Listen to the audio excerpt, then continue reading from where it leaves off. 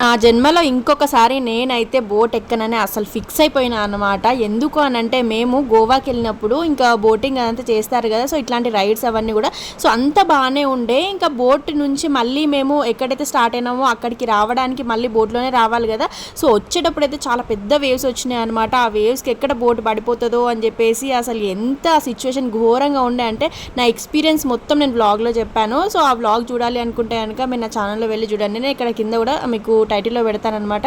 So ఎంత అంటే అంత ఘోరంగా ఉండే సిచ్యువేషన్ అయితే అసలు చాలా భయపడినా అనమాట. నేను అక్కడ నుంచి బయట పడతాను అని చెప్పేసి అయితే అస్సలు ఊహించలేదు. సో అంత పెద్ద ఘోరమైన సిచ్యువేషన్ నుంచి మేము బయట ఎలా పడ్డాము ఏంటి అన్నది నేను వ్లాగ్లో మొత్తం చెప్పాను. సో వ్లాగ్ కూడా ఎక్కడ మిస్ కాకుండా ఎండ్ వరకు చూసేయండి. సో ఇక అంటే రైడ్స్ ఇవన్నీ కూడా బాగానే ఉండే అనమాట. సో ఇంకా మాకు జరిగిన సిచ్యువేషన్ ఎవరికైనా జరిగిందో లేదో నాకైతే తెలియదు, కానీ మేము వెళ్ళినప్పుడు ఆ వేవ్స్ రావడం ఏంటి, ఇలా జరగడం ఏంటి అని చెప్పేసి నాకైతే నిజంగా చాలా అంటే చాలా భయం వేసింది అనమాట అసలు. సో పారాస్లైడింగ్ కానీ మేము వాటర్ రైడ్స్ కానీ అన్నీ బాగానే జరిగినాయి మాకైతే. సో స్కూబా డ్రైవ్ ఒకటి చేయాలంటే చాలా భయం వేసింది, ఎందుకంటే వాటర్లో వెళ్ళిన తర్వాత మా హస్బెండ్కి చాలా సఫకేషన్ అయిందనమాట.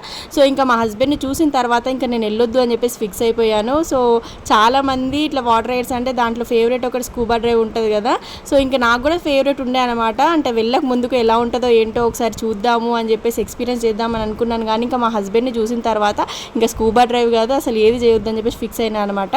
సో ఇంకా ఈ పారాస్లైడింగ్ మాత్రం బాగానే ఉండే, నాకైతే బాగా నచ్చింది. మనకు ఫిషెస్ అవన్నీ కూడా చాలా బాగా కనిపిస్తాయి అనమాట సో లోపలికి వెళ్ళిన తర్వాత. కానీ కొంచెం బ్రీతింగ్ తీసుకోవడానికి మాత్రం ప్రాబ్లం అవుతుంది. సో మీరు చూసుకొని వెళ్ళాలి ఇంకా వెళ్ళేటప్పుడు అయితే. సో కొంతమందికి చాలా సఫికేషన్ అవుతుంది అనమాట.